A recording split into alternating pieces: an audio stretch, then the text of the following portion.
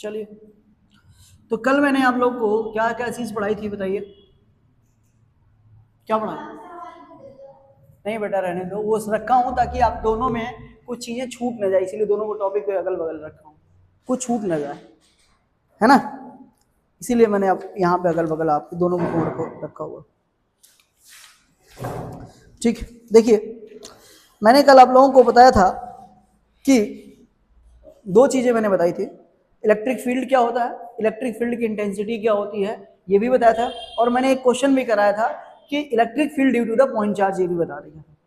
Electric field किसी point charge की वजह से क्या होती है, ये भी मैंने बताया था, ठीक है, और इलेक्ट्रिक फील्ड क्या होती है ये भी मैंने आप लोग को करा दिया था। ये सारे चीज मैंने कराया है आप लोगों को।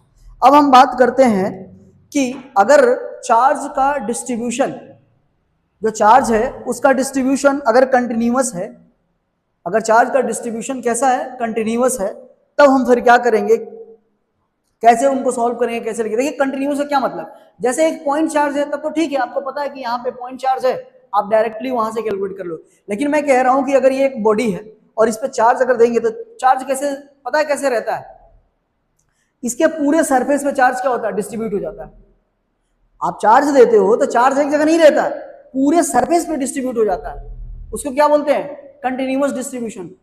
क्या बोल रहे हैं, कंटिन्यूअस। कंटिन्यूअस क्यों बोल रहे हैं, मैं बोल रहा हूं कि ये कैसा यूनिफॉर्मली डिस्ट्रीब्यूशन होता है, ऐसा नहीं है कि कहीं ज्यादा है कहीं कम है। मैं मान रहा हूं कि इस बॉडी पे जब हम चार्ज देंगे तो ये बॉडी है पूरी तरीके से क्या हो जाएगी, चार्ज हो जाएगी। अब इसके सरफेस पे हर एक पॉइंट पे, हर जगह पे आपको क्या मिलेगा, डिस्ट्रीब्यूशन मिलेगा। तो उसमें शेप भी क्या होता है, तीनों अलग अलग कैटेगरी का होता है भाई। हो सकता है कि कोई लेंथ में हो सकता है कोई लेंथ ब्रेथ दोनों में हो सकता है कोई बॉडी ऐसी हो जिसमें लेंथ ब्रेथ और हाइट तीनों हो, तो उसमें क्या हो, वॉल्यूम हो। तो अगर आप चार्ज किसी बॉडी पे दे रहे हो तो बॉडी का शेप कैसा है इस बात पे डिपेंड करेगा कि चार्ज का डिस्ट्रीब्यूशन क्या है क्या नहीं है ना। तो ये भी बहुत ज्यादा जरूरी है कि किस शेप में हम कैसा है इस चीज में। तो सबसे पहले आप लोग हेडिंग लिखिए, इसमें लिखिए आप लोग continuous charge distribution, continuous charge distribution.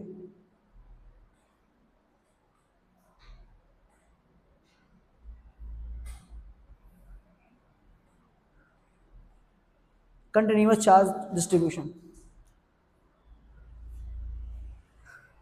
सतत आवेश वितरण, हिंदी में बोलते हैं सतत आवेश वितरण।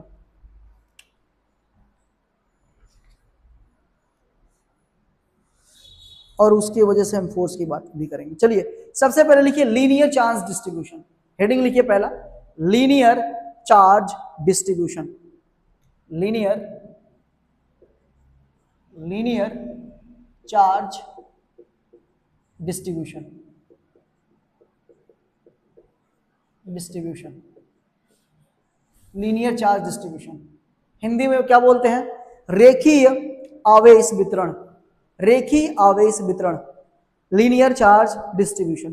क्या होता है समझते हो, जैसे एक बॉडी है, अगर मैं इसकी थिकनेस को क्या कर दूं, इसकी थिकनेस को क्या कर दूं, नेग्लेक्ट कर दूं कि कितनी मोटी है, इसको मैंने थिकनेस को क्या कर दिया, नेग्लेक्ट कर दिया, और मैंने इसमें चार्ज अगर कोई देता हूं तो चार्ज जानते हो क्या हो जाएगा, इसके पूरे बॉडी के लेंथ पे क्या हो जाएगा, इस पूरे लेंथ पे क्या हो जाएगा बताओ, पूरे लेंथ पे क्या हो जाएगा, डिस्ट्रीब्यूट हो जाएगा। पूरे लेंथ पे चार्ज क्या हो जाएगा, डिस्ट्रीब्यूट हो जाएगा। लेंथ पे, थिकनेस को क्या कर दिया मैंने, नेग्लेक्ट किया है, बस थिकनेस सिर्फ लेंथ है उसकी, क्या है भैया, सिर्फ लेंथ है। लाइन चार्ज डिस्ट्रीब्यूशन इसीलिए बोल रहे हैं, क्यों बोल रहे हैं लाइन, मतलब इसकी थिकनेस क्या है, बहुत ही पतला है, ये बहुत पतली है, बहुत पतला समझिए इसको, मैं दिखाने के लिए इतना मोटा बनाया हूं, बहुत पतली है। तो जो भी चार्ज अगर इसके ऊपर देंगे तो इसके पूरे लेंथ के अलॉन्ग कैसे डिस्ट्रीब्यूट होगी, जितना लेंथ होगा उतना ही लेंथ में क्या हो जाएगा, डिस्ट्रीब्यूट हो जाएगा ये चार्ज। अब लेंथ, इसमें को क्या, डिस्ट्रीब्यूशन को क्या बोलते हैं, लाइन चार्ज डिस्ट्रीब्यूशन, क्या बोलते हैं, लाइन। और उसको किससे लिखते हैं, लैम्डा से, किससे लिखते हैं, लैम्डा से, क्या से लिखते हैं, लैम्डा से। अब बताओ कि आपने चार्ज जो दिया है, वो जो चार्ज दिया है वो क्या हुआ, आपने कितना दिया चार्ज, मान लेता हूं क्यू चार्ज आपने दिया है, लेंथ इसकी कितनी है, लेंथ कितनी है इसकी, एल है, तो जो टोटल चार्ज डिस्ट्रीब्यूशन कितना होगा, लैम्डा, ये क्या है जानते हो, ये जो क्यू है कितने लेंथ में फैला हुआ, कितने लेंथ में जाके डिस्ट्रीब्यूट हुआ है, एल लेंथ में, तो लैम्डा की वैल्यू क्या हो जाएगी, Q by L, Q by L. जितनी आपने, जितना भी चार्ज था उसको आपने क्या कर दिया, जितना भी चार्ज था उसको पूरे लेंथ में क्या कर दिया आपने, डिस्ट्रीब्यूट कर दिया, है ना। जैसे जैसे लेंथ बड़ा होगा, क्या होगा, आपका लीनियर चार्ज डेंसिटी भी क्या होगी, चेंज होगी। लीनियर चार्ज डिस्ट्रीब्यूशन भी क्या होगा, बदलता रहेगा। अच्छा, लेकिन ये पूरे लेंथ के अकॉर्डिंग है। लेकिन क्वेश्चन आप में क्या रहेगा, अगर मैं कह दूं कि मुझे पूरी लेंथ नहीं लेनी है, कहीं छोटा सा लेना है, कहीं कुछ लेना है, तो फिर क्या करोगे? अगर मैं इसका एक छोटा सा पार्ट ले लेता हूं, इतना छोटा, और इसकी लेंथ कितनी है बताओ, डीएल, लेंथ कितनी है, डीएल। डीएल मतलब समझते हो, यूनिफॉर्म मैंने ले लिया, छोटा सा पॉइंट कट कर लिया उसमें से, और मैं यहाँ पे चार्ज कितना तुम्हें पता है क्या, नहीं, तो इस पे चार्ज क्या मान लू, मैं चार्ज क्या मान लू, डी क्यू। जब लेंथ मैंने डीएल लिया तो चार्ज भी क्या होगा, डी क्यू। तो लेमडा की वैल्यू क्या हो जाएगी, लेमडा इसको D Q upon DL, D Q upon DL. तो अगर क्रॉस मल्टीप्लाई कर दिया जाए तो इसका इधर मल्टीप्लाई, इसका इधर मल्टीप्लाई, डी क्यू की वैल्यू कितनी हो जाएगी बच्चों, लेमडा इंटू डीएल। तो ये इंफॉर्मेशन आपको याद रहनी चाहिए और ये यूज करेंगे बहुत जगहों पे, इसलिए आपको लीनियर चार्ज डिस्ट्रीब्यूशन ये पता होना चाहिए आपको, ठीक है ना, नोट करिए इसको।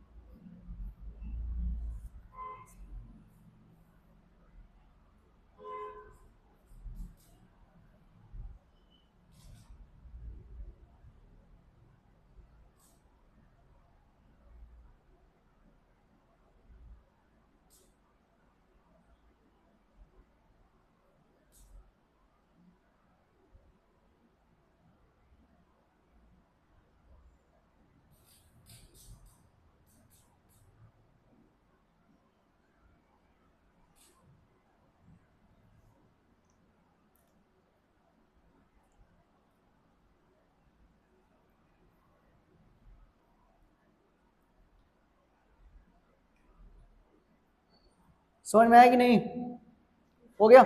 डेफिनेशन लिखवाना है क्या, बहुत इजी है।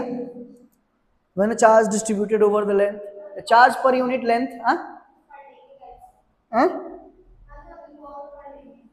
फालतू मत लिखो, इसीलिए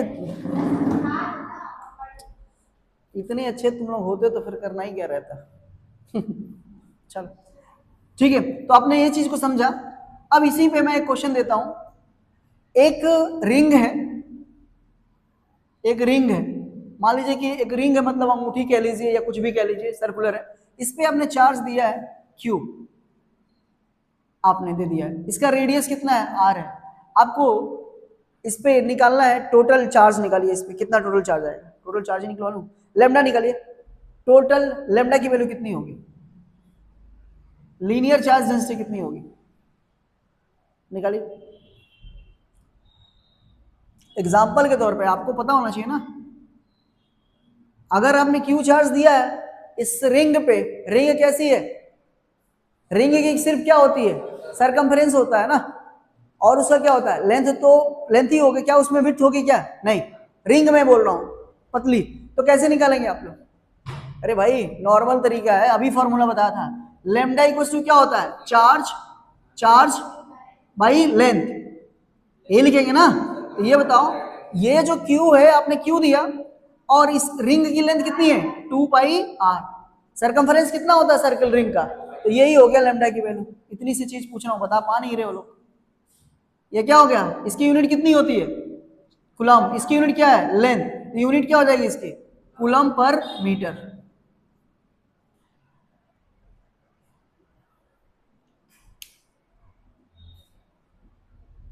एग्जाम्पल में लिख लेना, linear charge density for a circular ring.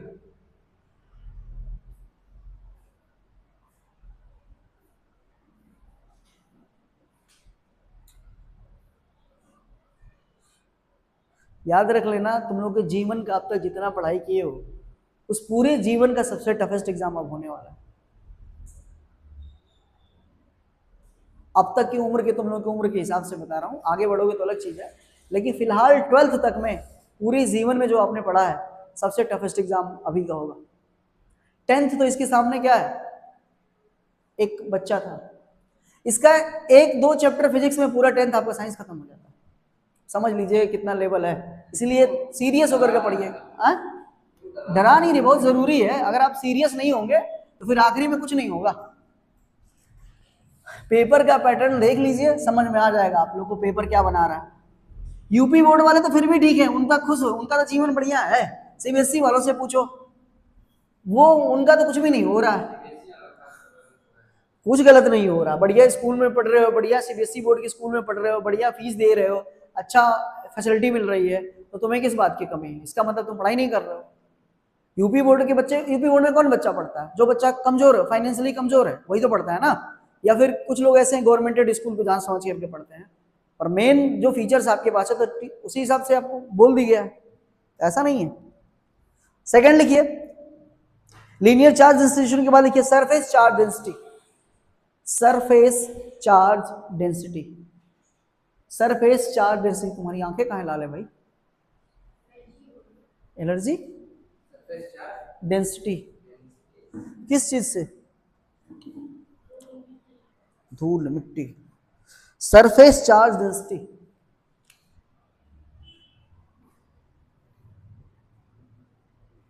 Surface charge density. नाम से ही क्या पता चल रहा है? नाम से ही क्या पता चल रहा है बताओ? नाम से ही पता चल रहा है आपको कि सरफेस की बात किया जा रहा है। किसकी बात किया जा रहा है? सरफेस की। इसका मतलब है सिर्फ लेंथ नहीं देखना हमको, क्या देखना है? विड्थ भी देखनी है। यहाँ पे अब हम क्या करेंगे, जैसे कि यहाँ पे डिस्ट्रीब्यूशन कैसा होगा, यहाँ पे भी कंटिन्यूअस डिस्ट्रीब्यूशन होगा, बट कैसा? जैसे एक सीट लिया मैंने, सीट लिया और उस सीट पे क्या कर दिया मैंने? चार्ज को क्या कर दिया? डिस्ट्रीब्यूट कर दिया। ये सीट है, चार्ज को इस पे हमने क्या कर दिया? इस सरफेस पे। जैसे ये क्या है? ये क्या है? सरफेस है, ये लेंथ है और इसे क्या है? विड्थ है। चार्ज इस पे दे देंगे, मैंने थिकनेस को क्या कर दिया? गायब कर दिया। यहाँ पे सिर्फ लेंथ और विड्थ यहाँ पे। तो अब जो चार्ज को बात करोगे तो यहाँ पे क्या होगा? यहाँ को इस टाइप को क्या बोलते हैं? Surface charge density. ये क्वेश्चन कई बार एक नंबर में तीनों पूछे जाएंगे, लीनियर, सरफेस, वॉल्यूम, तीनों पूछे जाएंगे। तो याद रखिएगा सरफेस चार्ज डेंसिटी क्या होती है कि जब किसी सरफेस पे हम चार्ज को डिस्ट्रीब्यूट कर देते हैं या देते हैं तो पूरा जो चार्ज होता है ओवरऑल पूरे सरफेस पे क्या हो जाता है? डिस्ट्रीब्यूट हो जाता है। ठीक है ना? पूरे सरफेस पे क्या हो जाता है? डिस्ट्रीब्यूट हो जाता है। तो जब पूरे सरफेस पे डिस्ट्रीब्यूट हो जाएगा तो आपको क्या करना होगा? यहाँ पे उसके डिस्ट्रीब्यूशन का क्या निकालना है? डेंसिटी निकालना है। क्या? तो उसी को वहां पे लैम्डा से रिप्रेजेंट कर रहे थे, क्या यहाँ पे भी लैम्डा से करेंगे? नहीं, यहाँ पे क्या हो जाता है? चेंज हो जाता है दोनों की जगह पे। लिख लीजिए यहाँ पे क्या बोलते हैं? सिग्मा। क्या यूज करते हैं? सिग्मा। तो यहाँ पे लिखिए sigma equals to charge q, small q है ना, स्मॉल क्यू बाई एरिया। यहाँ पे क्या बात करेंगे? एरिया। क्या बात करेंगे? एरिया। तो एक चीज और बताओ बच्चों कि अगर मैं क्या कहूं कि ये पूरा चार्ज इस पूरे एरिया में है, इस पूरे एरिया क्या क्या है इसका? ए है।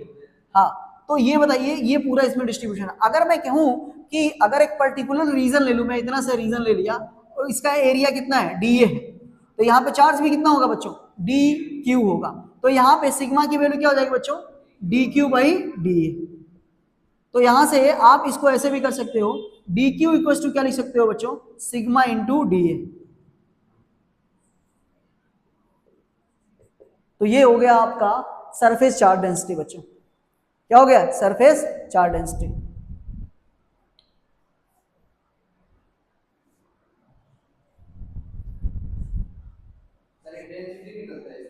हाँ, इंटेंसिटी नहीं निकलते हम। ये डेंसिटी बोलने का मतलब ये होता है ना, मैं कहने का मतलब कि जो हमने चार्ज दिया है ना वो पूरे सरफेस पे फैला हुआ है, पूरे सरफेस पे।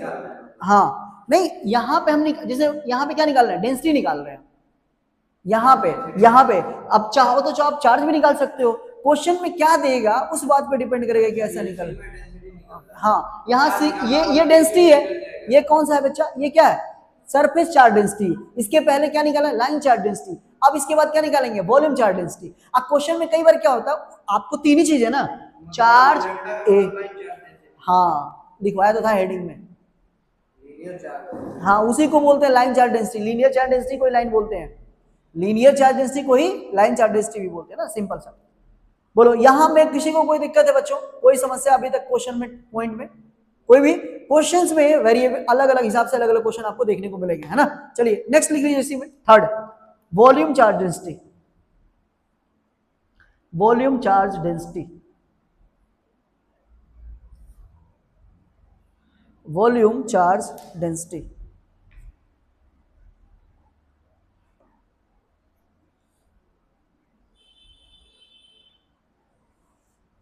सेम लॉजिक के हिसाब से बता सकते हो बच्चा कि वॉल्यूम क्या होगा, एक ऐसा कैसा सरफेस होगा जिसमें लेंथ भी होगा, ब्रेड्थ भी होगा और थिकनेस। अब ये ऐसा कैसा हो सकता है, कोई सॉलिड बॉडी हो, जैसे स्पेयर हो गया, स्पेयर सॉलिड वाला, कंचा वाला, जिसमें क्या हो, अगर वो किसके लोहे की बनी हो तो जब चार्ज दोगे तो पूरे उसमें आएगा, है ना। अगर खाली रहता, हॉलो स्पेयर रहता तो कैसा आता, ये वाला हॉलो स्पेयर। रिंग में क्या रहता, लीनियर चार्ज डेंसिटी। एक वायर है, वायर में पतला वायर है, क्या होगा, लाइन चार्ज डेंसिटी।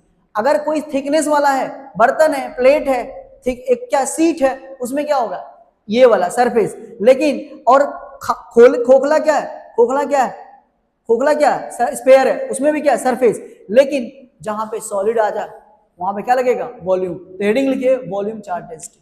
आयतन, आयतन आवेश वितरण, आयतन आवेश वितरण, volume charge density, volume charge density. आप में हिंदी और इंग्लिश दोनों में देना है तो टेंशन लेने की कोई जरूरत नहीं, वॉल्यूम चार्ज डेंसिटी लिखा हुआ है सबसे अच्छा, ठीक है। बताइए वॉल्यूम में किसको रिप्रेजेंट करते हैं, उसको रो से। किसे लिखते हैं, रो से। वॉल्यूम चार्ज डेंसिटी किसे लिखते हैं, रो। रो याद है ना, कैसे बताया था, हाँ डेंसिटी, ठीक है, रो। तो वॉल्यूम चार्ज डेंसिटी कैसा होता है बच्चों, तो वॉल्यूम चार्ज डेंसिटी के लिए हम क्या लिखते हैं, वॉल्यूम में लिखते हैं। क्या लिखते हैं, वॉल्यूम में, वॉल्यूम में लिखते हैं बच्चों। तो वॉल्यूम में क्या हो सकता है, जैसे कोई ऐसा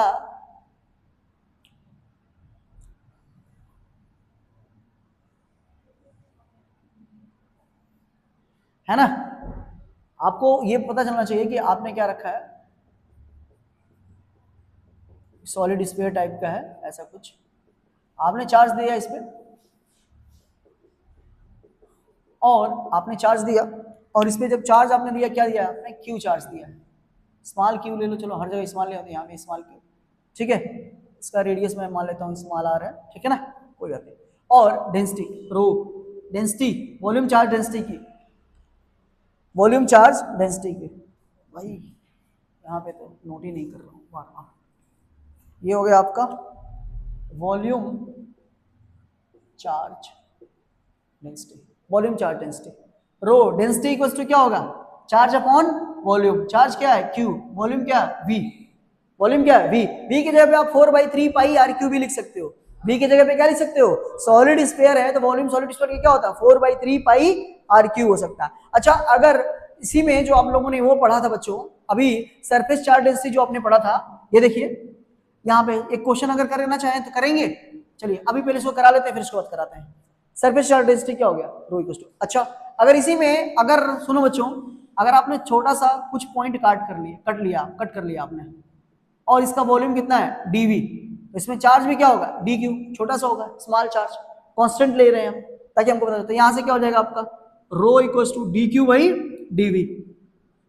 तो डी क्यू की वैल्यू कितनी हो जाएगी बच्चे, रो इंटू डीवी, ठीक है। आप इसको ऐसे भी लिख सकते हो, डीवी इक्वल्स टू 4/3, सॉरी हाँ अभी नहीं, इसको इतने रहने दो, वैल्यूम के हिसाब से चेंज करेंगे। ये याद रखिएगा, इसका यूज पढ़ रहे हैं, आपको डिफरेंशिएशन और इंटीग्रेशन आना पड़ेगा। यहाँ पे इंटीग्रेशन और डिफरेंशिएशन बहुत यूज होंगे आगे बड़े बड़े क्वेश्चंस में जब मैं कराऊंगा, तो इसलिए ध्यान रखिएगा, मैथ्स आपके साथ नहीं छोड़ने वाली है। जब तक फिजिक्स है तब तक मैथ है, तो इसलिए इंटीग्रेशन डिफरेंशिएशन के फॉर्मूले याद रहने चाहिए। वैसे तो मैं 11th क्लास में बता चुका हूँ आप लोग को, आगे भी आपको याद होना चाहिए। तो ये क्या हो गया बच्चों, वॉल्यूम चार्ज डेंसिटी।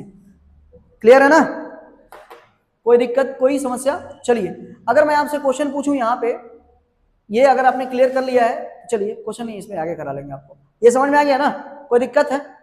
रो से रिप्रेजेंट करते हैं, यूनिट क्या हो जाएगी आपको पता ही है, यहाँ पे भी निकालेंगे। तो चार्ज पर यूनिट क्या होगा, सेंटीमीटर क्यूब, वॉल्यूम है, और उसमें क्या होगा, कूलम पर सेंटीमीटर स्क्वायर, और यहाँ पे क्या होगा, कूलम पर सेंटीमीटर क्यूब या मीटर क्यूब। क्यों, क्योंकि वॉल्यूम में क्या लिखेंगे, मीटर क्यूब लिखेंगे, और स्क्वायर वाले में सरफेस में क्या लिखेंगे, कूलम पर मीटर स्क्वायर लिखेंगे, है ना। तो दोनों में याद रखिएगा, वॉल्यूम यूनिट क्या होती रहेगी, चेंज होती रहेगी। तो ये कुछ टर्म्स थे जो आपको बेसिक्स थे, जो इसको आपकी जरूरत पड़ती है आगे क्वेश्चंस में, डेरिवेशंस में, इसीलिए मैं आप लोग को ये पढ़ा रहा था। अब आगे आते हैं प्यारे बच्चों, कुछ टॉपिक्स में कल आप लोगों को मैंने पढ़ाया था, तो जो अब तक मैंने आपको क्या चीजें पढ़ा रखी है, इलेक्ट्रिक फील्ड इंटेंसिटी, ये कुछ कंडीशन आज ही पढ़ाया, और मैंने कूलॉम्स लॉ और फोर्स पढ़ा रखा है। इलेक्ट्रिक फील्ड इंटेंसिटी के मैंने कल आप लोगों को क्वेश्चन भी कराए थे, और मैंने बहुत ज्यादा क्वेश्चन नहीं करा पाया, इसलिए आपको साइन में क्या हो रहा था, डाउट हो रहे थे, तो कुछ और क्वेश्चन कर लेते हैं ताकि थोड़ा सा और लॉजिक हमको क्लियर हो जाए। और कुछ फोर्स के भी क्वेश्चन कर लेते हैं कि थोड़ा सा और कॉन्सेप्ट क्या हो जाए, क्लियर हो जाए। ज्यादा नहीं, 2-2 4-4 क्वेश्चन भी करते रहे साथ में थ्योरी के साथ, ताकि आपको थोड़ा सा क्या हो, माइंड अप हो रहा है। अगर पूरी थ्योरी पढ़ा करके लास्ट में क्वेश्चन कराऊंगा तो वही होता जो पहले हो रहा था मेरे साथ। मैं पढ़ा रहा था, बच्चों से क्वेश्चन लग ही नहीं रहे थे, ये भूल जा रही थी कि सर क्वेश्चन ही क्या हो रहा था। अब मैं क्या कर रहा हूँ, ऐसा नहीं, जो टॉपिक पढ़ाएंगे उसमें 2-4 क्वेश्चन करा दूंगा, ताकि आपके कॉन्सेप्ट क्या होते रहे, शुरू में ही क्या होते रहे, इवॉल्व होते रहे। तो चलिए कुछ क्वेश्चंस लिखते हैं, थोड़ा सा करते हैं, उसके बाद आगे थ्योरी वाले कॉन्सेप्ट को पढ़ेंगे।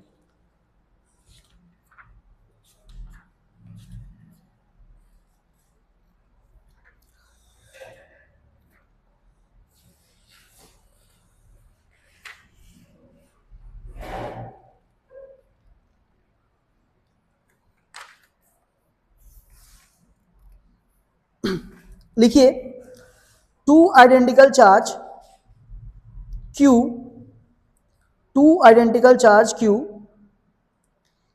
each are kept at distance r,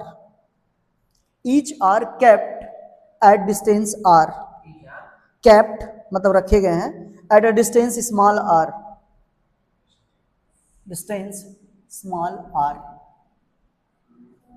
चलो मैं ऐसे लिख देता हूं, ये कैपिटल क्यू चार्ज है, यहाँ कैपिटल क्यू, क्वेश्चन डाल देता हूं मैं, आपको समझा देता हूं। ठीक है, दोनों के बीच का डिस्टेंस कितना दिया होगा बच्चों, स्मॉल आर दिया होगा, बस क्वेश्चन समझ लो। और इसमें कह रहा है कि दोनों के बीच एक थर्ड चार्ज कहाँ रखा गया है, इनके जो लाइन ज्वाइनिंग है, जैसे ये चार्ज यहाँ रखे गए हैं दोनों, इसकी जो लाइन को ज्वाइन कर रहे हैं, यहाँ के कहीं यहाँ पे क्या रखा गया है, थर्ड चार्ज क्यू प्लेस्ड, यहाँ पे एक थर्ड चार्ज क्यू रख दिया गया, ठीक है ना, रख दिया गया है third charge q on the line joining the two charges such that three charges are equilibrium. कह रहा है कि ये जो तीनों चार्ज कैसे हो गए, इक्विलिब्रियम में हो गए। क्या हो गया बच्चों, इक्विलिब्रियम में। एक चार्ज क्यू था, एक तीसरा थर्ड चार्ज लिया करके बीच में रख दिया गया, और जैसे ही इस थर्ड चार्ज को रखा गया, ये तीनों चार्ज कैसे हो गए, इक्विलिब्रियम में हो गए। इक्विलिब्रियम में हो गए हैं, तो आपको बताना है, आपको क्या बताना है, क्वेश्चन पूछ रहा है कि आपको बताना है what is the magnitude, sign and position of the charge, मतलब इसका मैग्नीट्यूड कितना होगा, कितना चार्ज होगा, कितनी वैल्यू होगी, इसका साइन क्या होगा, प्लस होगा कि माइनस होगा, और इसकी पोजीशन क्या होगी, मतलब इससे कितना दूरी पे या इससे कितना दूरी पे रखा जाएगा, ताकि ये सिस्टम किस में हो जाए, इक्विलिब्रियम में हो जाए। ये क्वेश्चन है, और ये क्वेश्चन सीबीएसई का है, 1998 में आ चुका है। करिए, कुछ नहीं, यही तो आपको सोचना है, अब सोचो, फोर्स के अगर आपने कूलॉम्स लॉ पढ़ा है तो थोड़ा बहुत लॉजिक आपको पता होना चाहिए, तो जितना आपने पढ़ा है उससे ज्यादा कहीं क्वेश्चन की प्रैक्टिस करेंगे तब जाकर ये कॉन्सेप्ट डेवलप होगा। जो पढ़ते हो ना वो चीजें नहीं आती है, उसका एप्लीकेशन बहुत आता है। सोचो जरा, इस सिस्टम इक्विलिब्रियम होने का क्या मतलब होता है, आपको पता है सिस्टम इक्विलिब्रियम का होने का क्या मतलब होता है, पूरे इस सिस्टम का नेट फोर्स क्या होगा, जीरो। इक्विलिब्रियम का क्या मतलब होता है, ओवरऑल रिजल्टेंट फोर्स क्या होता है, जीरो। तो किसी एक पॉइंट पे रिजल्टेंट फोर्स क्या कर दो, जीरो कर दो, बस खत्म, सॉल्व हो गया, इतना हिंट काफी है। इसी पॉइंट पे इक्विलिब्रियम में करने के लिए क्या कर दो, रिजल्टेंट फोर्स क्या कर दो, जीरो कर दो, इतना हिंट काफी है। ट्राई कर लो, फिर मैं तो बताऊंगा ही, फटाफट करो, 2 मिनट का टाइम है, ट्राई करो। हिंट दे दिया हूं, बहुत आसान है।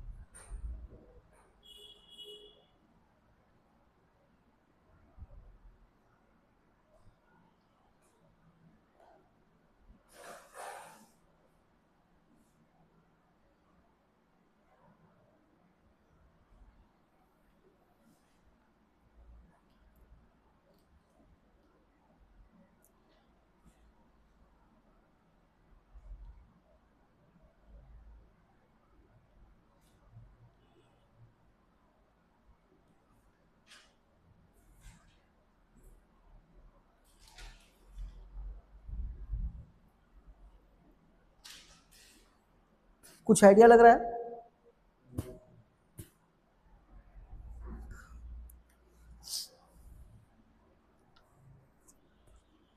मैं करा दूं? चलिए, मुझे पता था। चलिए देखिए, सबसे पहले बताइए, दोनों चार्ज क्या बोला है? सिमिलर। सिमिलर होने का क्या मतलब होता है? सिमिलर का क्या मतलब? या तो दोनों पॉजिटिव या तो दोनों नेगेटिव, ये तो लॉजिक होता है ना। तो मैं क्या कहता हूं कि अगर दोनों सिमिलर है तो मैं कह रहा हूं दोनों पॉजिटिव ही है। ये बताओ, क्या दोनों चार्ज एक दूसरे को रिपेल करेंगे? हाँ, रिपेल करेंगे कि नहीं करेंगे? तो सिस्टम अगर ये दोनों रिपेल करे, अभी इन दोनों की बात बताओ, ये दोनों तो रिपेल करेंगे ना, दूर भागेंगे ना। तो अगर ये दोनों दूर भाग रहे हैं, ठीक है ना, तो ये बताओ कि अगर मान लो एक तीसरा चार्ज यहां ला कर रख रहा हूं, तो वो इस सिस्टम को क्या कर देना चाहिए?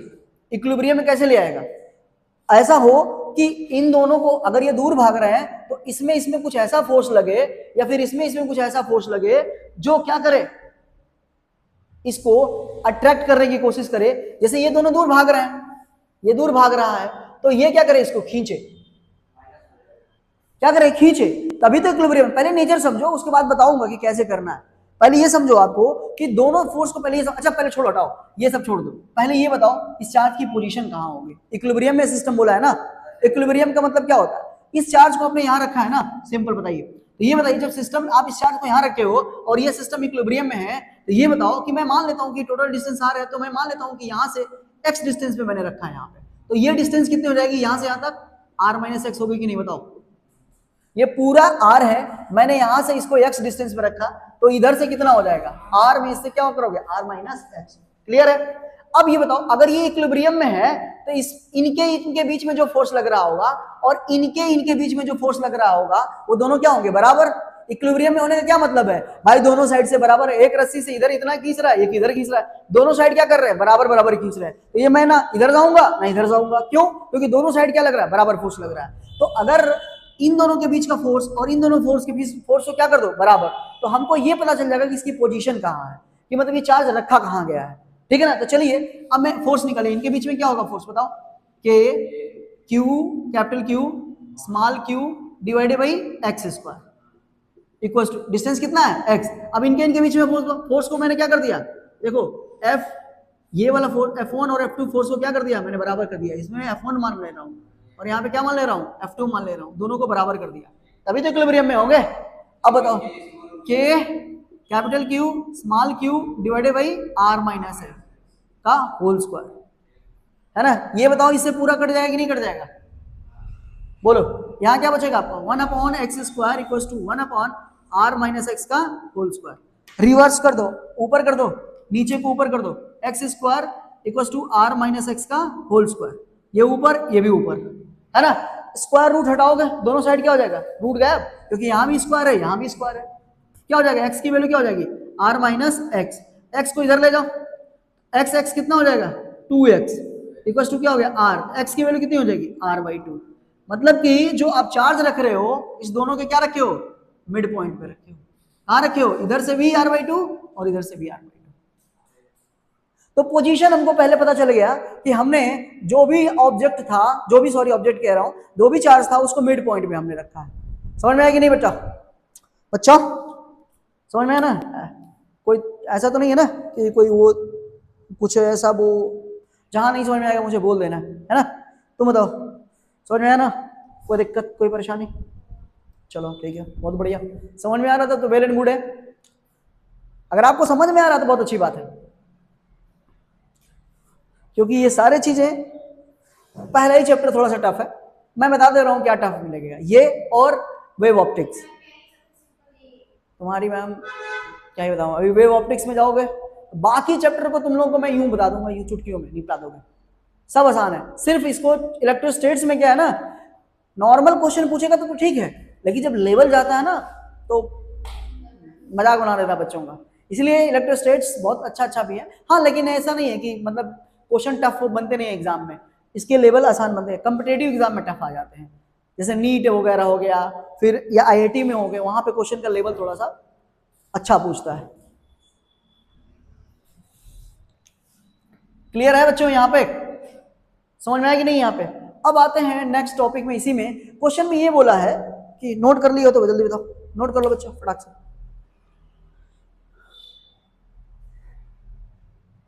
क्या क्वेश्चन में ये बोला है कि यदि इस चार्ज को आपने यहां रखा है तो इसका नेचर कैसा होगा, प्लस या माइनस, और अगर माइनस होगा तो कितना, माइनस हो रहा है तो ठीक है, पर कितना होगा, इस चार्ज के रिस्पेक्ट में भी आपको बताना है कितना होगा, ये भी बताओ। तो अगर सोचो, सिंपल सोचो, अगर आपने इसको इसको प्लस माना है तो ये बताओ कि अगर ये दोनों कि अगर ये नहीं होता तो दोनों दूर भागते, सिस्टम इक्विलिब्रियम में होता क्या? नहीं। लेकिन अगर आपने इस चार्ज को यहां पे रखा है तो ये बताओ इसका नेचर कैसा होगा, ये अपने आप हमें पता चलेगा। कि ये बताओ कि अगर यहां पे अगर प्लस रखोगे, प्लस, तो ये बताओ ये प्लस और ये प्लस होता, तो अगर इस पे फोर्स निकालना होता आपको, देखो तो अगर इसको देखते ही क्या भागता, इधर भागता, और जब इस पे फोर्स अगर इसको निकालना हो तो इसको फिक्स करते तो ये भी क्या भागता, इधर भागता। तो दोनों पे फोर्स किधर लग रहा है, अपोजिट डायरेक्शन में। तो दोनों पे फोर्स किधर लग रहा है, अपोजिट डायरेक्शन में लग रहा है। ठीक है। तीसरा केस, अगर नेगेटिव ले लेते, नेगेटिव लेते तो क्या होता, नेगेटिव लेते तो फिर इसके बाद अगर इसको देख लेते, अगर इस पे फोर्स निकाला, इसको देखते, ये किधर जाता, इधर तरफ, और ये भी किधर आता, इधर। दोनों फोर्स एक डायरेक्शन में तो कैंसिल आउट हो सकते थे, दोनों क्या हो सकते हैं, कैंसिल आउट, एक इधर और एक इधर कैंसिल आउट हो सकते थे। अब ये पॉसिबिलिटी क्या है, तो इसका मतलब है कि अगर यहाँ पे दोनों प्लस होंगे तो यहाँ पे क्या होगा, अपोजिट नेचर हो जाएगा। अगर यहाँ दोनों माइनस होंगे तो यहाँ पे प्लस हो जाएगा। मतलब नेचर कैसा आ रहा है, अपोजिट आ रहा है। मेरे कहने का ये मतलब है। अब हम क्या करेंगे, कितना नेचर होगा चार्ज का, तो ये कैसे पता करेंगे? तो कुछ नहीं करना है, आपको क्या करना है, इनके और इनके बीच में जो फोर्स लग रहा है उसकी वैल्यू, और इनके बीच में जो फोर्स लग रहा है उसकी वैल्यू निकालो, और दोनों को क्या कर दो, इक्वेट कर दो। भाई क्या कर दो, इक्वेट कर दो। इक्वेट करने का मतलब क्या है, जैसे यहां पे आपने क्या किया था, फोर्स को ही तो बराबर किया ना। तो भाई ये दोनों फोर्स के बीच का फोर्स निकालो और इनके बीच का फोर्स निकालो, और दोनों को क्या कर दो, बराबर कर दो। आपको क्या मिल जाएगा, स्मॉल क्यू की वैल्यू निकल जाएगी कैपिटल क्यू के टर्म में। करके दिखाता हूं आप लोग को, देखिए लिखिए यहां पे, इसके इसके बीच का फोर्स बताओ क्या होगा, k capital q divided by r square. जरा बताओ इनके इनके बीच का फोर्स क्या होगा, के small q into capital q divided by क्या है ये, आर बाई टू का स्क्वायर, आर बाई टू का स्क्वायर। जरा बताओ के, ये बताओ एक क्यू से एक क्यू क्या हो गया, कैंसिल, किसी एक को ले लो, इधर भी लोगे तो आर बाई टू, इधर भी लोगे आर बाई टू। हाँ तभी तो एक्चुअली में जितना इधर है उतना ही तो इधर है, दोनों साइड बराबर ही है, तभी तो बैलेंस रहेगा। ये भी देखो ना आप। अब देखो क्या हो जाएगा, एक क्यू से एक क्यू क्या हो गया, कैंसिल, और ये हो गया कैपिटल क्यू डिवाइडेड बाई क्या हो गया, आर स्क्वायर। के इंटू के से के भी कैंसिल हो गया, सिर्फ क्या बचा यहाँ पे क्यू, और यहाँ पे क्या बचेगा, सिर्फ कैपिटल क्यू, यहाँ पे स्मॉल क्यू, और यहाँ पे क्या हो गया, आर स्क्वायर बाई क्या हो गया, 4। बताओ ना, आर स्क्वायर से आर स्क्वायर क्या हो गया, कैंसिल। ये कहाँ, क्यू कहाँ चला जाएगा, ऊपर, q equal to 4 small q, ये कहाँ चला जाएगा, डिवाइड में, तो क्यू बाई क्या हो गया, 4। तो इस क्यू की वैल्यू कितनी होनी चाहिए, क्यू बाई 4। मतलब जो चार्ज होगा इसका 1/4, 1/4 पार्ट क्यू बाई 4 वैल्यू होनी चाहिए उसकी। ठीक है, इतना आप यूनिट का चार्ज अगर रखोगे तो आपको वैल्यू क्या मिलेगी, इतना इक्विलिब्रियम में मिलेगा आपको, क्यू बाई 4 चार्ज का। ये तो रहेगा भैया, जो भी चार्ज कैपिटल क्यू होगा उसके अपोजिट नेचर का होगा। अगर वहां माइनस होता तो क्या होता, प्लस होता। क्यू स्मॉल क्यू क्या होता, प्लस होता। इक्विलिब्रियम का मतलब पता है ना, स्टेबल। ठीक है,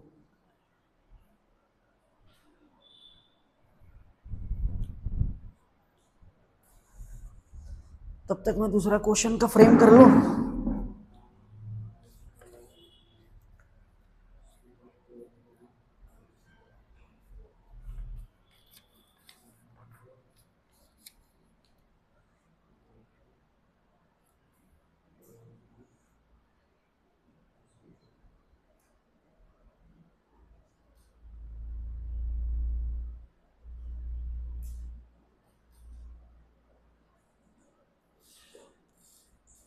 चलिए हो गया। एक और क्वेश्चन कराऊं तगड़ा सा, क्वेश्चन ही कराऊं ना, ज्यादातर क्वेश्चन करो, थ्योरेटिकल तो कभी भी निपटा दो, कहीं से भी नहीं पढ़ लोगे, क्वेश्चन करो। देखिए क्वेश्चन लिखिए, कैपिटल क्यू चार्ज, बस इसमें दो ही चीज निकालना था, नेचर बता ही दिया ना, ये क्या होगा माइनस होगा, बता ही दिया था मैंने आपको, इसकी वैल्यू क्या होगी यहाँ पे माइनस होनी चाहिए, नेचर अपोजिट बता ही दिया, क्यू कहाँ से है ये भी बता दिया आपको, कहाँ रखे हैं आपने ये भी, आप सारी तीन चीज निकाला, तीनों बता दिया आपको, नेचर कैसा था मतलब नेगेटिव था, कितनी दूरी पे रखा गया वो मैंने बता दिया आपको, कितना उसका मैग्नीट्यूड है ये भी मैंने बता दिया, ऐसा तो है नहीं कुछ बचा, ठीक है ना। चलिए अब मैं एक क्वेश्चन लिखिए, कह रहा है कि एक चार्ज क्यू है, कैपिटल क्यू, अब ये दो पार्ट में डिवाइड हो रहा है, मैं क्वेश्चन लिखवाऊंगा तो टाइम लग जाएगा, बस समझ लीजिए क्वेश्चन को समझा दे रहा हूँ। कैपिटल क्यू है, इसको दो पार्ट में डिवाइड कर दिया गया है, कितने पार्ट में, दो पार्ट में, दो पार्ट में डिवाइड कर दिया गया है। What should B value of the charges on the object so that the force between object can be the maximum. तगड़ा क्वेश्चन है, कह रहा है इसको दो पार्ट में डिवाइड कर दिया मैंने, एक ऑब्जेक्ट को यहां रख दिया और एक चार्ज को यहां रख दिया, मान लीजिए कुछ भी है मुझे नहीं पता है, दो दो चार्ज है, दोनों को यहां रख दिया, दोनों को डिवाइड करके कह रहा है कि यहां पे इन दोनों को ऐसे रख दिया, और क्वेश्चन में कह रहा है कि जब दोनों को डिवाइड किया गया है तो आपको बताना है कि ये दोनों चार्ज की वैल्यू क्या होगी ताकि इनके बीच में फोर्स क्या लगे, मैक्सिमम लगे, मैक्सिमम मतलब ज्यादा से ज्यादा फोर्स लगे, मैक्सिमम मतलब क्या लगे, ज्यादा से ज्यादा फोर्स लगे। करिए, कितना बढ़िया क्वेश्चन, एक बॉडी है, अच्छा ये बताइए बॉडी क्या होगी, या तो प्लस होगी या तो माइनस होगी, तो प्लस अगर ले लेते हो तो दोनों बॉडी उसको दो पार्ट में तोड़ोगे, तो दो पार्ट में तोड़ोगे, दोनों प्लस है तो टूटेंगे तो वो भी तो दोनों प्लस ही होंगे ना, तो दोनों रिपेल करेंगे, रिपेल करेंगे मतलब दूर भागेंगे, अगर दोनों माइनस होंगे तब भी दूर भागेंगे क्योंकि रिपेल करेंगे ना। अब तुमको ये बताना है कि कब मैक्सिमम रिपेल करेंगे, मतलब उनके मैग्नीट्यूड कितने होंगे ताकि दोनों में मैक्सिमम वैल्यू मिले, मतलब फोर्स ज्यादा से ज्यादा दूर भागे। जैसे मैं कह रहा हूं, वैसे कह रहा हूं कि अगर सुनो, अगर मैं कह रहा हूं अगर यहाँ पे 4 कूलम का चार्ज ले लेता तो यहाँ पे तोड़ देते 2 कूलम 2 कूलम 2 कूलम, तो यहाँ पे फोर्स दोनों में बराबर लगता, लेकिन हमें क्या चाहिए, ऐसे दो पार्ट में तोड़ो कि इनके बीच में मैक्सिमम फोर्स चाहिए। अब हाँ, तो ये कॉन्सेप्ट सबको नहीं, मैथमेटिक्स वालों को थोड़ा समझ में आना चाहिए, मैक्सिमा कैसे निकलता है, मैक्सिमा कैसे निकलता है, मैक्सिमा किसी भी चीज की मैक्सिमम वैल्यू कैसे निकलती है, उसको डिफरेंशिएट करके जीरो कर दो, तुम लोग को भी बता चुका हूं, बोल क्या रहे हो ऐसे जैसे देख रहे हो, मैक्सिमम किसी भी चीज की वैल्यू, फोर्स निकालो, फोर्स निकालो और फोर्स को डिफरेंशिएट करके जीरो कर दो, उसी पॉइंट पे क्या मिलेगा आपको, मैक्सिमम मिलेगा। क्वेश्चन सुन लो, मैं फिर से कह रहा हूं, charge q is to be divided into two object, what should be the values of the charge the two object so that the force between them is the maximum. कह रहा है कि एक ऐसा चार्ज है उसको दो अलग अलग में तोड़ दो, तोड़ने के बाद कह रहा है कि कब कितने कितने कितने रेशियो में तोड़ेंगे ताकि उनके वैल्यू क्या मिले, ज्यादा मिले, कितने कितने चार्ज में तोड़ेंगे ताकि वैल्यू क्या मिले, ज्यादा मिले। तो आपको जब नहीं पता हो तो नो नहीं मानो ना, मैं कह रहा हूं कि ये कैपिटल क्यू था तो इसको मैंने तोड़ दिया क्या, स्मॉल क्यू, इधर एक पार्ट, तो यहाँ पे कितना बचेगा बताओ, capital q minus small Q बचेगा कि नहीं बचेगा भाई, अगर ये 10 कूलम है, यहाँ 2 है तो यहाँ क्या होगा 8, अगर यहाँ पे 5 है और यहाँ 2 है तो यहाँ क्या होगा 3, ये तो करते हैं ना। तो क्यू में से मैंने स्मॉल क्यू यहां मान लिया और बचा कितना, कैपिटल क्यू माइनस क्यू। अब हिंट दे दिया, मुझे नहीं पता था, मैं मान लेता हूं, लेट अस अज्यूम दैट कि स्मॉल क्यू पार्ट में तोड़ देंगे तो इसमें इन दोनों के बीच में क्या मिलेगा हमको, मैक्सिमम फोर्स मिलेगा। हमें नहीं पता है, यही आपको समझना था कि हमें नहीं पता कि कितने कितने पार्ट में तोड़ेंगे तो मैक्सिमम फोर्स मिलेगा। तो let us assume that small Q part में अगर तोड़ेंगे तो फोर्स कितना मिलेगा आपको, मैक्सिमम मिलेगा, है ना। तो मैंने क्या कर दिया, स्मॉल पार्ट में तोड़ दिया स्मॉल क्यू, अब यहाँ पे क्या होगा कैपिटल क्यू माइनस क्यू। अब क्या करना है, इनके बीच की डिस्टेंस क्या मान लो, आर मान लो। अब दोनों के बीच क्या निकालो, फोर्स निकालो, फोर्स निकाल के फोर्स को क्या कर दो, डिफरेंशिएट कर दो, डिफरेंशिएट करके क्या करोगे, जीरो कर दो, आर के वैल्यू और उसकी वैल्यू निकल जाएगी। चलो करो, अब इतना करो, पहले फोर्स निकालो दोनों के बीच में, चलो करो, इतना छोटा सा क्वेश्चन है।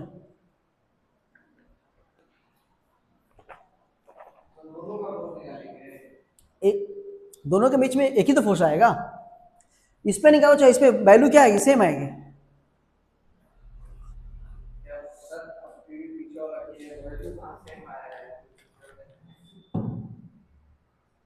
सेम आएगा। सिर्फ दो चार्ज होते हैं तो फोर्स हमेशा सेम आता है। नेचर, चलिए मैं ही कर देता हूं आपको। अच्छा बताओ, इन दोनों के बीच में फोर्स कितना लगेगा? K small q small capital q minus small q divided by r square. ये तो आएगा ना बच्चों, यही आएगा ना, यही आएगा। अब क्वेश्चन में क्या बोला है? फोर्स क्या चाहिए हमको? मैक्सिमम फोर्स क्या चाहिए हमको? मैक्सिमम फोर्स चाहिए। फोर्स क्या चाहिए हमको? Maximum. Do you know the how we will get the maximum force? क्या आप जानते हो कि फोर्स कैसे मैक्सिमम मिलता है? देखिए सिंपल, अगर आपको मैक्सिमम फोर्स चाहिए तो इस फोर्स को डिफरेंशिएट कर दो। किसके रिस्पेक्ट में? किसमें तोड़ा है आपने? स्मॉल क्यू चार्ज के रिस्पेक्ट में डिफरेंशिएट कर दो और इसमें लिख लो for maximum force we will differentiate force dF upon dQ। Force को चार्ज के रिस्पेक्ट में डिफरेंशिएट करेंगे और इसको इक्वेट किससे कर देंगे? जीरो से, हमको वैल्यू मिल जाएगी। ये रूल है, याद रखना मैक्सिमम निकालने के लिए। कहीं भी चीज पे जब आपको मैक्सिमम पूछेगा ना तो आपके दिमाग में बस यही बात आनी चाहिए कि हम क्या कर दें? डिफरेंशिएट कर देंगे जिसके विरुद्ध में और हमको मिल जाएगा। अब यही वैल्यू है, डिफरेंशिएट करना है। अब सुनो, इधर देखो बच्चों, आर के रिस्पेक्ट में नहीं करना है, क्यू के रिस्पेक्ट में करना है। अब सुनो, ये क्या है? फोर्स है, तो ये है डी एफ अपॉन क्या लिखोगे? D q. यही तो होता है डिफरेंशिएशन का formula, d y by d x. तो यहाँ पे वाई नहीं है, यहाँ पे क्या है? एफ, और एक्स के जगह पे क्या है? Q. D F by D Q लिखेंगे। अब सुनो, ये देखो, ये क्या है? कांस्टेंट है, और ये भी क्या है? कांस्टेंट है। तो के वाई आर क्या है? स्क्वायर कांस्टेंट है। हमें डिफरेंशिएशन किसका करना है? इसका और इसका। याद रखना ये दोनों फंक्शन है किसमें? मल्टीप्लाई में। बताओ भाई, दो फंक्शन मल्टीप्लाई में होते तो क्या करते हैं? पहले को बाहर करते हैं, दूसरे का डिफरेंशिएशन, प्लस दूसरे को बाहर करते हैं, पहले का डिफरेंशिएशन। पढ़ा चुका हूं यू इंटू वी वाला कॉन्सेप्ट। देखो याद है तो पहले को बाहर रखो, क्यू को, इसका डिफरेंशिएशन करो, D Q capital q minus small Q, इसका डिफरेंशिएशन होगा, प्लस दूसरे को बाहर रखो, ठीक है, capital q minus small q into पहले का डिफरेंशिएशन करेंगे, किसका? क्यू का। ये हो गया इतना डिफरेंशिएशन। क्लियर है? ये डिफरेंशिएशन, पहले को बाहर रखा, दूसरे का किया, प्लस दूसरे को बाहर रखा, पहले का किया। याद है ना यू एंड वी वाला? ये बताया चुका हूं, डिफरेंशिएशन में दो फंक्शन मल्टीप्लाई में होते हैं तो उसमें क्या करते हैं? ऐसे करते हैं। किसी को कोई दिक्कत? कोई दिक्कत? बस ये फॉर्मूला है यू वी का, ठीक है। अब सुनो बच्चों, यहां पे देखो के बाई आर स्क्वायर, जरा बताना यहां पे देखो क्यू, ये बताओ जब इसका डिफरेंशिएशन करोगे, ये क्या है? दोनों माइनस प्लस माइनस में है, तो क्यू का डिफरेंशिएशन इसके रिस्पेक्ट में क्या होगा? जीरो। क्यू इसके लिए क्या हो जाएगा? कांस्टेंट हो गया ना, कांस्टेंट का डिफरेंशिएशन क्या होता है? जीरो। 2 का, 4 का, 5 का, किसी भी कांस्टेंट का डिफरेंशिएशन अगर कोई और वेरिएबल है उसके रिस्पेक्ट में करते हो, हमेशा क्या मिलता है आपको? जीरो मिलता है। तो ये जो क्यू है ना, कैपिटल क्यू क्या है? कांस्टेंट हो गया इसके रिस्पेक्ट में, तो इसका क्या हो जाएगा? जीरो।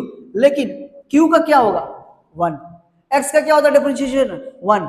एक्स का क्या होता है? y इक्वल्स टू एक्स का क्या होता है भैया? 1 होता है, बता चुका हूं dy बाई डी। तो क्यू का क्यू के रिस्पेक्ट में क्या होगा? 1, ठीक है। प्लस यहां बताना, आ जाओ यहां पे, capital q minus small Q, इसका क्या होगा? 1। अभी बताया हूं क्या होता है? क्यू का क्यू के रिस्पेक्ट में क्या होगा? 1। ये डिफरेंशिएशन होगा। क्वेश्चन में क्या बोला है? फॉर मैक्सिमम के लिए क्या होना चाहिए? ये जीरो। तो इस पूरी वैल्यू को क्या कर दो? जीरो के बराबर कर दो। पूरी वैल्यू को किसके बराबर कर दो? जीरो के बराबर। अब देखो जब जीरो के बराबर करेंगे तो यहां देखो क्या मिलेगा हमको? ये वैल्यू मिल रही है, देखो इस पूरी वैल्यू को जीरो कर दो, d f upon d r equal to zero. तो हमें मिलेगा क्या वैल्यू? हमें मिलेगी k by r square, k by r square,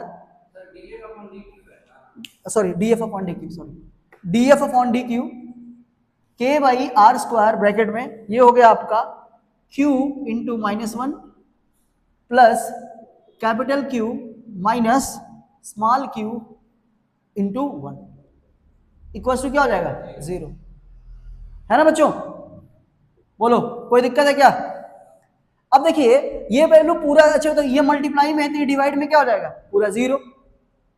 सोचो जरा, अगर ये जो चीज है इसके मल्टीप्लाई में है तो ये डिवाइड में जाएगा, जीरो डिवाइडेड बाय समथिंग क्या मिलेगा? जीरो मिलेगा। के बाई आर स्क्वायर इसके साथ डिवाइड में जाएगा, क्या मिलेगा? 0। तो ये बताओ minus q plus capital q minus small q equal to क्या हो जाएगा? 0। होगा कि नहीं होगा? बोलो। अब बताओ minus q plus capital q minus q equal to 0। Minus q क्या हो गया? Minus 2q plus capital q equal to क्या हो गया? 0। इसको इधर भेज दो तो कैपिटल क्यू इक्वल टू क्या हो गया? 2q। किसकी वैल्यू निकालनी थी? q की। तो ये कहां चला जाएगा? डिवाइड में। तो q बाई क्या हो गया? 2।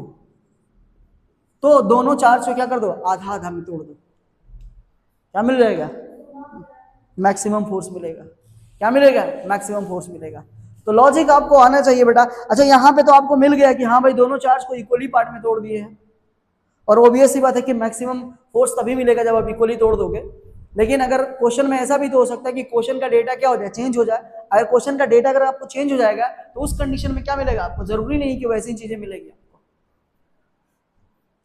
तो मेन मोटिव यहाँ पे मेरा बताने का क्या मतलब जानते हैं? आपको ये बताना था कि मैक्सिमम फोर्स कैसे मिलता है, मैक्सिमा कैसे मिलता है। तो आपको पता होना चाहिए कि फोर्स को डिफरेंशिएट कर दो जिसके भी रिस्पेक्ट में, और उसको 0 के बराबर करोगे तो आपको एक नई चीज मिलेगी। वहां से क्या मिलती है? कोई भी चीज मैक्सिमम मिलती है। ये मेरे बताने का सिंपल मोटिव था। बोलो समझ में आया कि नहीं है?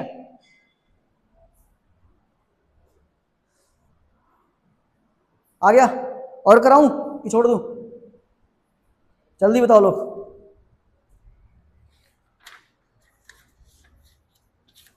अरे बोलो कुछ यार, तुम लोग बोल भी नहीं रहे हो लोग।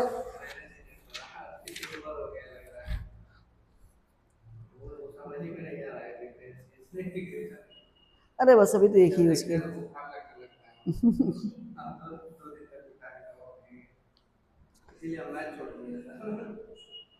आ रहा है समझ में?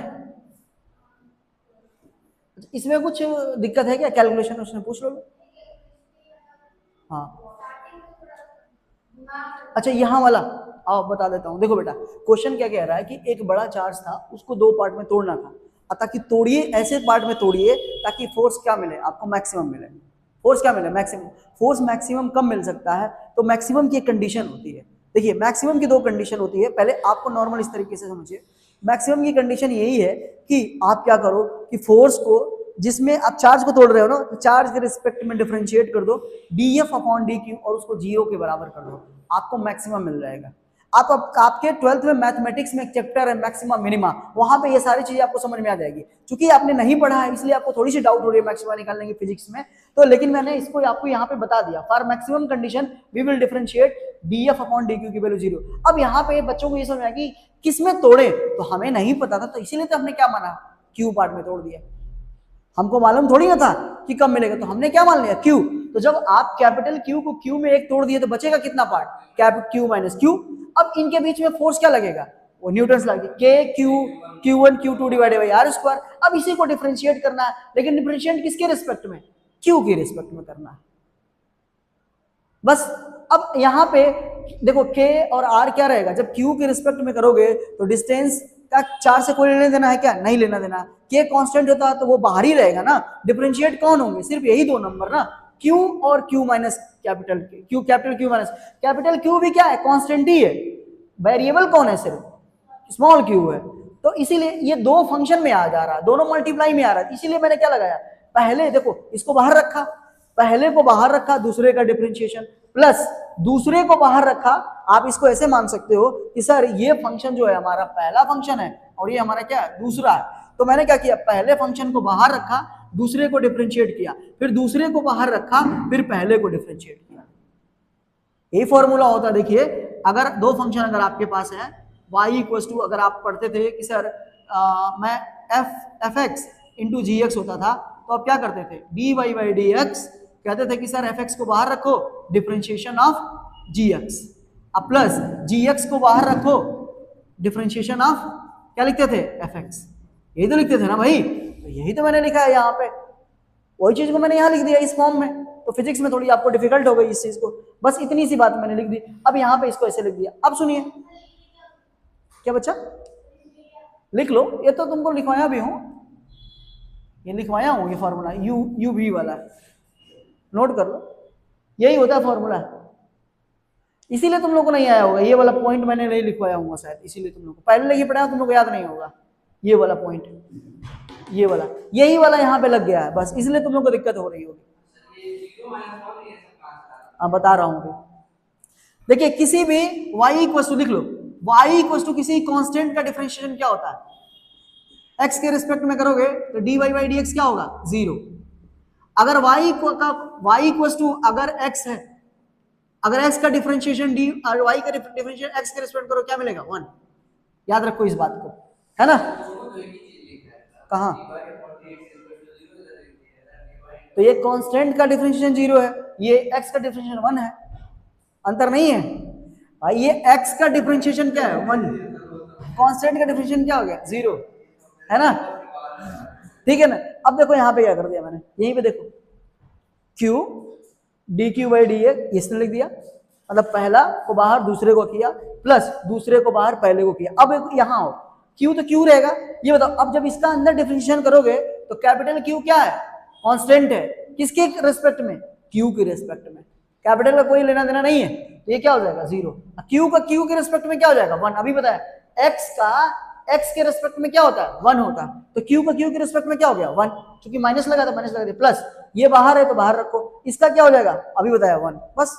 अब देखो पूरे को सॉल्व कर दिया, ये 0 का 0 ही हो जाएगा, माइनस q, ये देखो 0 हो जाएगा, q इंटू -1 माइनस q हो जाएगा, अब प्लस यहाँ पे देखो q इंटू a, ये हो गया।